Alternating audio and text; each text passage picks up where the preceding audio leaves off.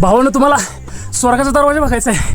हा बघा, हा आहे स्वर्गाचा दरवाजा. जय शिवराय भावांनो. जसं की राजगडाच्या पहिल्या पार्ट मध्ये तुम्ही बघितलं, आम्ही राजगडावर पोहोचलो होतो. थोडंसं काऊन मग ठरवलं की गड भ्रमंतीची सुरुवात पद्मावती माचीकडून करायची. मग सर्वात आधी आम्ही पोहोचलो रामेश्वरांच्या दर्शनाला. रामेश्वरांचं दर्शन घेऊन मग आम्ही गेलो पद्मावती मातेच्या दर्शनाला. पद्मावती मातेचं दर्शन झाल्यावर तिथून खाली जाऊन पद्मावती तलाव बघितला. मग तिथूनच खाली चोर दरवाजा बघायला गेलो. मागच्या ब्लॉग मध्ये बऱ्याच भावांनी कमेंट केल्या होत्या की तुम्ही चोर दरवाजाने जायला पाहिजे होतं, म्हणून पुन्हा राजगडावर गेलो तर चोर दरवाजाने 100% जाणार. पद्मावती माचीकडून आम्ही निघालो सुवेळा माचीकडे. सुवेळा माचीकडे जाताना पाऊस पडून गेला होता, त्याच्यामुळे जबरदस्त असं धुकं पसरलं होतं. त्यामुळे वातावरण तर एकच नंबर झालं होतं. जातानाच वाटेला मारुतीराजाचं दर्शन झालं आणि तिथून आम्ही थेट पोहोचलो चिलखती बुरुजावर. चिलखती बुरुज बघून आम्ही पोहोचलो निसर्गाची एक अद्भुत किमया बघायला. ते म्हणजे हे नेडे. खालूनच असलं जबरदस्त वाटत होतं. मग म्हटलं वर जाऊन बघूच, आणि खरंच तो अनुभव वेगळाच होता. तिथूनच थोडं पुढे गेलं की दिसला हत्ती प्रस्तर, आणि मग आम्ही थेट सुवळा माचीच्या शेवटला पोहोचलो. तिथे असलेल्या मारुतीरायांचं दर्शन घेतलं आणि आम्ही माघारी निघालो. तेवढ्या तिथे हे मावळे भेटले.